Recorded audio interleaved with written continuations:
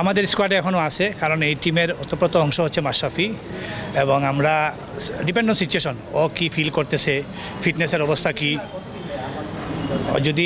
ও যদি মানে খেলার মত পর্যায়ে থাকে বা সিচুয়েশন যদি ভালো থাকে তাহলে তো অবশ্যই খেলবে। ধন্যবাদ। আমাদের স্কোয়াডের অবস্থা লোকাল প্লেয়ার সবাই অ্যাভেলেবল আজকে ছিল প্র্যাকটিসে।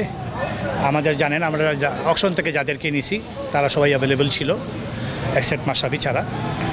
আর আমাদের ফরেন প্লেয়ার আজকে দুজন ছিল, দুজন হোটেলে অলরেডি চলে আসছে, আর বাকিরা অন দ্য ওয়ে। আমাদের ক্যাপ্টেন এখনও সিদ্ধান্ত হয় নাই। আজকে আমাদের ওনার সহ আমাদের কোচিং স্টাফে মিটিং আছে, আজকে আমরা ক্যাপ্টেন ডিক্লেয়ার করবো। আমাদের স্কোয়াডে এখনও আছে, কারণ এই টিমের ওতপ্রোত অংশ হচ্ছে মাশরাফি, এবং আমরা ডিপেন্ড অন সিচুয়েশন, ও কি ফিল করতেছে, ফিটনেসের অবস্থা কি, ও যদি মানে খেলার মত পর্যায়ে থাকে বা সিচুয়েশন যদি ভালো থাকে তাহলে তো অবশ্যই খেলবে। বছর শেষের খুশি নগদে হবে বেশি। নগদ পেমেন্টে নির্দিষ্ট ক্যাটাগরির কেনাকাটায় 300 টাকা পর্যন্ত ক্যাশব্যাক। এখনো কথাবার্তা তো চলতেছে ওর সাথে, বাট ডিপেন্ড অন সিচুয়েশন, মানে কী হয়।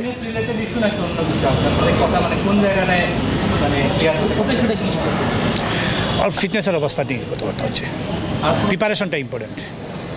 ভাই মানে দীর্ঘদিন একদম ক্লিয়ার বলেন যে মাশরাফি এই টিমের রোলটা কি, কারণ আপনাদের মানে যিনি কর্তা মানে ওনস প্লেস উনি বলছে যে প্লেয়ার না হলেও তাকে মেন্টাল টেন্টাল রোলও প্লাওয়া যেতে পারে।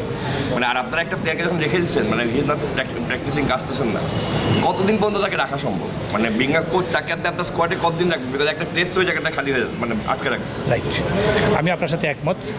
যতক্ষণ পর্যন্ত ফিট হবে না খেলার জন্য, আমরা মনে করি যে ততদিন পর্যন্ত আমরা বিবেচনায় আনবো না ওকে। আমরা ওর জন্য অপেক্ষা করব। এটা হচ্ছে ওর কল। ও যখনই বলবে যে ও রেডি টু প্লে, তখন তারপরে একটা নির্দিষ্ট সময় আছে, যখন আর সময় থাকবে না তখন আমরা ওই জায়গাতে আমরা অন্য প্লেয়ার কল করবো। জাওয়াদ আপনার এই ইন্টুইশনটা একটু বলতেন। উনি আন্ডার-19 এশিয়া কাপে খুব ভালো খেলেছেন, ওনার মতো ইয়াংস্টার খুবই প্রমিসিং, এবং উনি কি আপনাদের ওপেনিংয়ে জায়গা পাবেন? ওনাকে সুযোগ দেওয়ার ব্যাপারে আপনার কতটা বলবেন?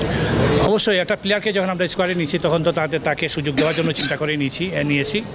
আমাদের যে জিনিসটা হচ্ছে, যেহেতু আমাদের সম্প্রতি সময় আমাদের আন্ডার-19 টিমের আমাদের পারফরমেন্স জানেন, এবং তাদেরকে এনকারেজ করার জন্য অবশ্যই তার জন্য একটা কনফিডেন্স, সামনে ওয়ার্ল্ড কাপ আছে, এটা বাংলাদেশ ক্রিকেটের জন্য একটা অনেক বড় জিনিস।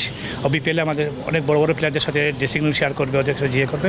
তারপরও ওর সুযোগ থাকবে যখন যারা এক্সপিরিয়েন্স প্লেয়ার আছে বা প্রথম লাইনে সারির যারা আছে তাদের রিপ্লেস হিসাবে ও আমার অবশ্যই ওদেরকে সুযোগ দেবে। ভাই লাস্ট কোয়েশ্চেন, ভাই মানে সিলেট দলটাকে নিয়ে আসলে কতদূর পর্যন্ত যাওয়া যাবে? মানে যে দলটা আপনার পাইছেন, মানে যে দলটা এখন আছে, মানে কতদূর পর্যন্ত যাওয়াটা রিয়েলিস্টিক্যালি সম্ভব? মানে এটাকে আপনারা ওয়ান গেম এট আ টাইম ফিল্ড দিতে যাচ্ছে না? আপনি দেখেন, এটা T20 ম্যাচ, এটা হচ্ছে আমাদের ম্যাচ বাই ম্যাচ আমাদের প্ল্যানিং থাকবে, এবং পার্টিকুলার ডে হচ্ছে ইম্পর্টেন্ট। ওই ডেতেই কে কখন শর্টার পার্সন ক্রিকেট কে কখন ভালো খেলবে এটা বলা যাবে না। তো আমাদের আশা হচ্ছে আমরা তো একদম সব বছর ফাইনাল পর্যন্ত যাওয়ার, ইনশাআল্লাহ আমরা সেই চেষ্টাই করবো।